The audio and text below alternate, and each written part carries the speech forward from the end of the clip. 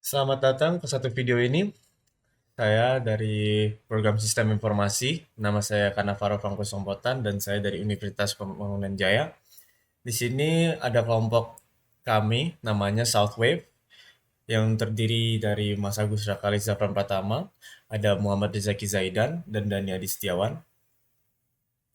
Di sini kita akan mempresentasikan tentang Southwave yaitu bisnis platform e-commerce dan lifestyle kami. Jadi kita lanjut ke bab satu, yaitu latar belakang. Jadi di latar belakang ini, sebelum Southwave ada, jual beli fashion khususnya yang menyasar ke pelajar ya dan mahasiswa masih berlangsung secara konvensional dan terfragmentasi. Para penjual mengandalkan Instagram dan WhatsApp, sementara transaksi dilakukan lewat transfer bank manual tanpa perlindungan pembeli.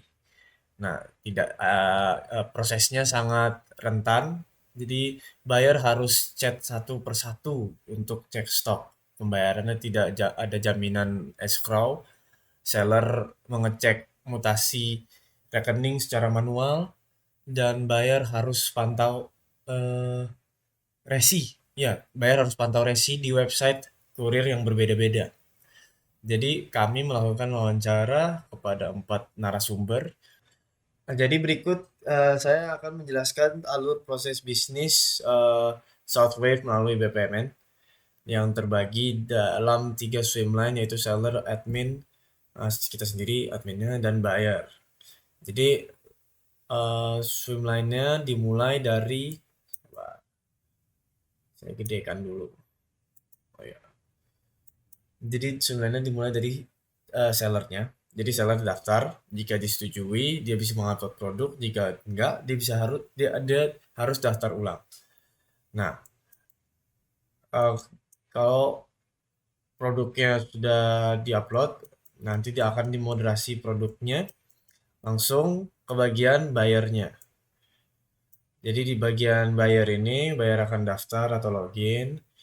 Jadi dia akan langsung bisa mencari dan filter produk yang bayar inginkan. Nah, dia bisa menambahkan ke keranjang, lalu checkout dan bayar.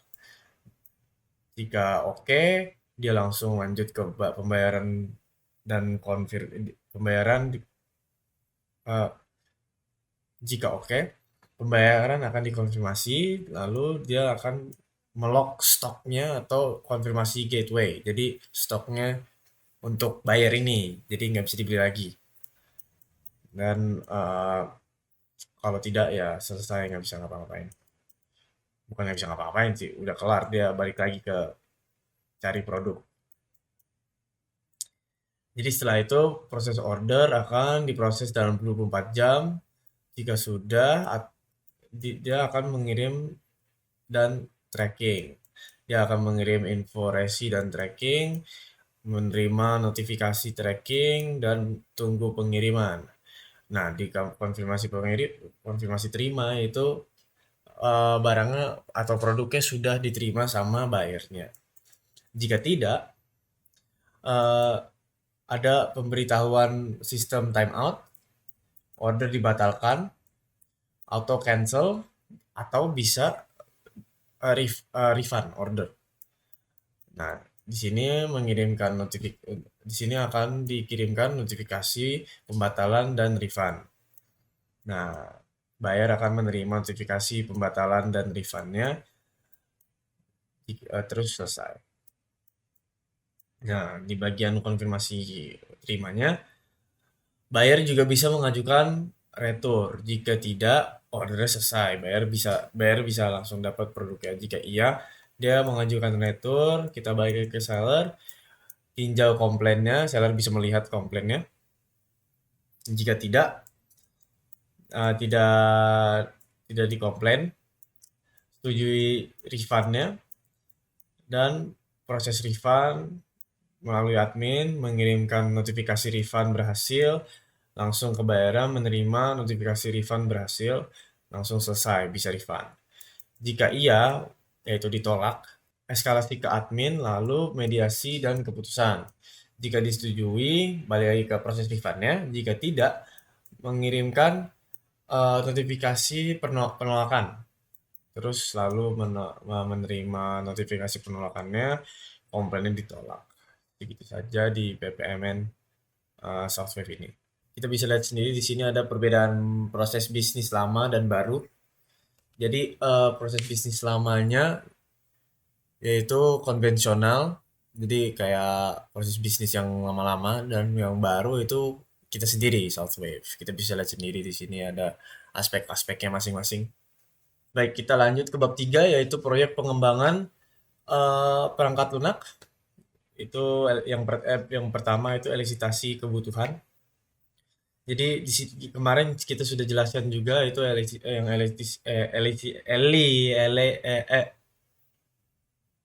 kemarin kita sudah jelaskan juga yang elisitasi kebutuhan sama elisitasi tahap-tahapnya. Jadi saya nggak usah menjelaskan yang tahap-tahapnya, tapi saya akan mengulang lagi yang kebutuhan.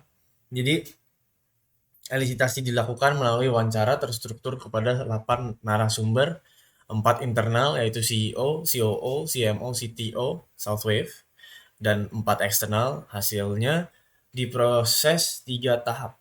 Tahap pertama yaitu menghasilkan 58 kebutuhan fungsional dan 12 non-fungsional.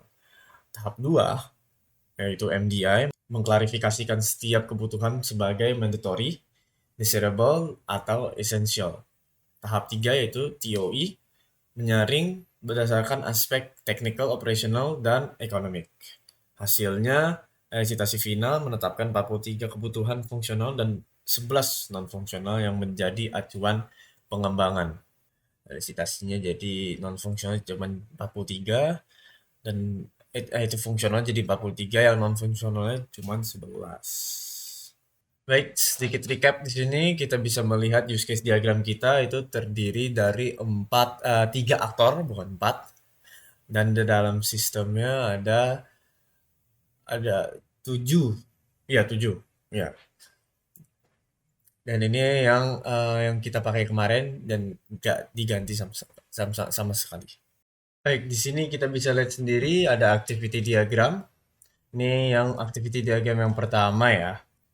Kita bisa lihat sendiri di sini ya. Sabar. Jadi di sini buyer atau seller bisa buka aplikasinya, lalu bisa pilih daftar atau login. Jika sudah sudah isi form registrasi, form itu akan divalidasi ke admin. Kita bisa lihat divalidasi ke sistem, maaf. Lalu dikirim kode OTP ke device. Jika kode OTP-nya sudah bisa diinput, dia akan valid. Kalau dia akan ngecek kalau valid, dia akan bisa dibuatkan akun dan simpan di database-nya dan tampilkan dashboard.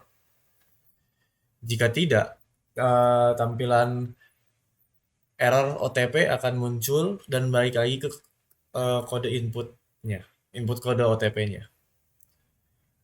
Jika iya, dia akan verifikasi credential dan bisa langsung masuk ke aplikasi. Kalau dia pilih untuk tidak daftar, yaitu tinggal login. Jadi dia tinggal isi input email dan password, gitu aja. Baik, di sini kita bisa melihat sequence diagram yang UC1 yaitu manajemen akun dan autentikasi. Di sini kita bisa melihat dia di sini menunjukkan interaksi antara halaman registrasi login, auth control, dan database. Alurnya dimulai dari user mengirimkan data registrasi yang tadi saya jelaskan di bagian kelasnya. Dan auth controller memvalidasikan. Auth controller itu bagian dari sistemnya Southwave. Terus sistem akan mengirim OTP melalui SMS atau ya ke device-nya dia. Lalu setelah OTP diverifikasikan, database menyimpan akun dan sesi aktif dikembalikan ke user. Selanjutnya ini kita bisa melihat rancangan database Southwave. Database kami terdiri dari 20 tabel yang saling berelasi dan dapat dikelompokkan. Kita bisa lihat sendiri di sini ada 20 tabel ya.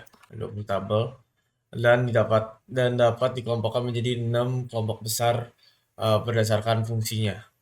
Jadi kelompok pertama yaitu manajemen pengguna, terdiri dari table user, addresses, dan notifications.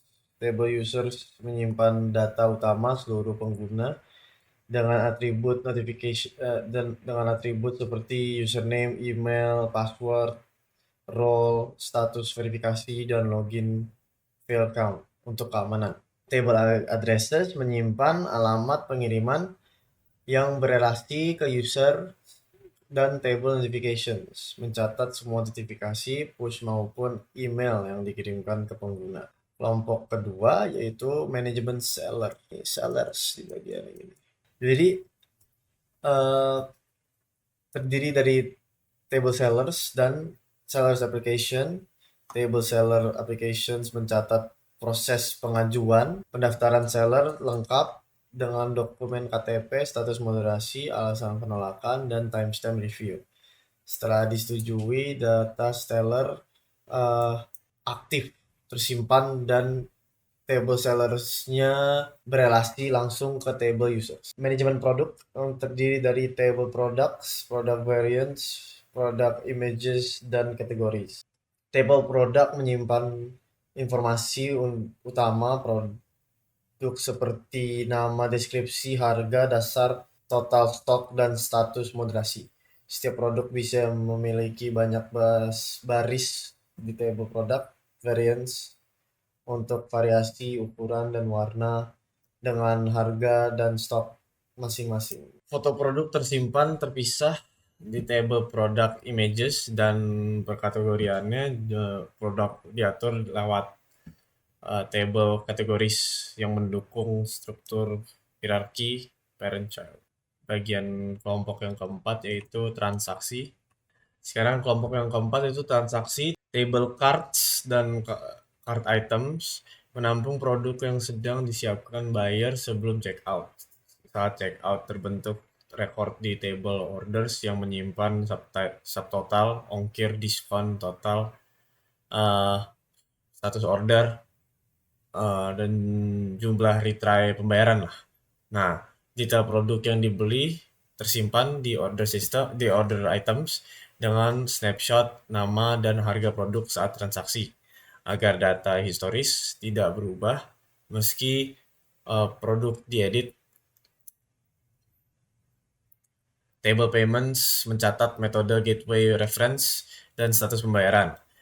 Table vouchers menyimpan konfigurasi kode diskon termasuk tipe, nilai, minimum pembelian, kuota, scope, dan masa berlaku. Nah, jadi segitu aja dari rancangan database software kami.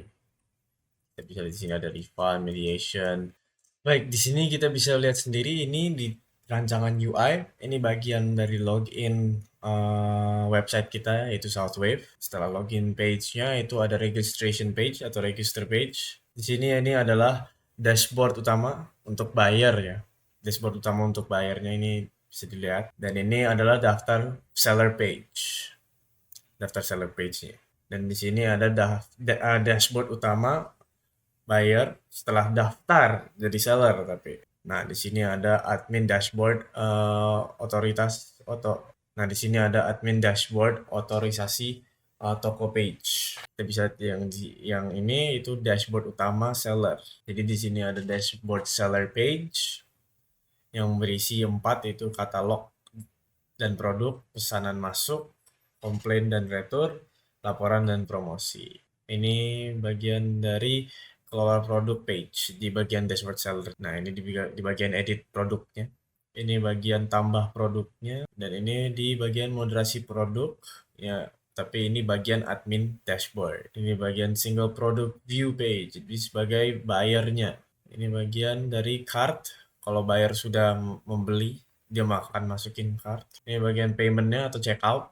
Ini pembayaran bisa lewat QRIS dan dashboard sellernya yang mengolah pesanan bisa dari sini. Dan ini mengajukan komplain sebagai buyer. Ini adalah dashboard seller, komplain dan retur page-nya. Jika bayarnya komplain, akan masuk ke yang ini. Ini bagian mediasi dan refund gate-nya, refund page-nya sebagai admin. Dan di sini ada dashboard seller, laporan dan promosi page. Dan ini ada wishlist page-nya.